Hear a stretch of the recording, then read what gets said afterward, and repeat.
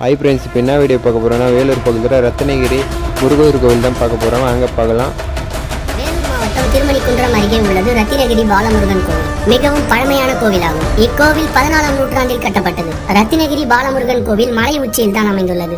எங்கெல்லாம் குன்றுகள் உள்ளதோ அங்கெல்லாம் முருகன் கோவில் இருக்கும் என இந்து தேவங்கள் கூறுகின்றன. பல்லாண்டுகளுக்கு முன்பு முருகனின் தீவிர பக்தியான பெண் ஒருவர் நீண்ட வருடங்களாக குழந்தை பாக்கியமின்றி தவித்துள்ளார். தினசரி ரத்தினகிரியில் குடிகொண்டிருந்த முருகனை தரிசித்து தனக்கு குழந்தை வரம் தரும்படி மனமுருகி வேண்டி கடும் விரதம் மேற்கொண்டிருந்திருக்கிறார். ஒரு நாள் அவர் தனிமையில் யாரும் இல்லாத வேளையில் ரத்தினகிரிக்கு வந்து முருகனை நீண்ட நேரமாக வணங்கி தனது குறையை கூறி கண்ணீர் விட்டு சுவாமியை வலம் வந்திருக்கிறார். அப்போது அங்கு வந்த ஆடு மேய்க்கும் சிறுவன் ஒருவன் அவளிடம் அழுவதற்கான காரணத்தை கேட்க அவள் தனக்கு புத்திர பாக்கியம் இல்லாததை கூறி வருந்தினாள். அவர் கூறியதை கேட்ட அச்சிறுவன் கோவிலில் இருந்த விபூதியை எடுத்து அவளிடம் கொடுத்துவிட்டு பக்தியுடன் முருகனை வலம் வரும்படி கூறினான். அதன்படியே அப்பெண்ணும் விபூதியை பெற்றுக்கொண்டு சுவாமியை வலம் வந்தாள். வந்து பார்த்தபோது அச்சிறுவன் அங்கு இல்லாததை பார்த்து வியந்து போனாள். இச்சம்பவம் நிகழ்ந்த சில தினங்களிலே அப்பெண் கருவுற்றிருக்கிறாள். அதன் பின்னரே அவரிடம் ஆடு மேய்க்கும் சிறுவனாக வந்து பேசியது முருகப்பெருமான் என அறிந்து கொண்டாள் அப்பெண். முருகனே நேரில் வந்த அற்புத தலம் இந்த ரத்னகிரி பாலமுருகன் கோவில்.